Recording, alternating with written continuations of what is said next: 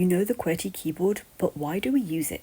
QWERTY refers to the arrangement of letters used with typewriters, computers, and smartphones. In the 19th century, the newspaper editor and printer Christopher Latham Sholes invented the first commercially successful typewriter. But early typewriters had a serious mechanical limitation.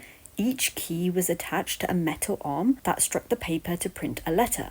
And if two arms were pressed in quick succession, they could jam, which would lock the machine and require the typist to manually separate them. So to address this problem, Sholes experimented with different letter arrangements, and he hit upon the one that would minimize the likelihood of these jams. The result was the QWERTY layout, which deliberately separates commonly paired letters. QWERTY actually slowed typists down as well.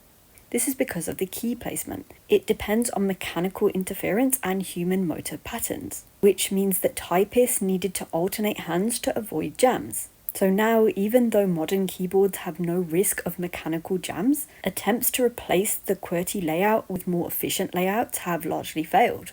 And the reason this layout persists is due to something we call path dependence, the phenomenon where historical design choices continue to influence current systems even when there are better options out there.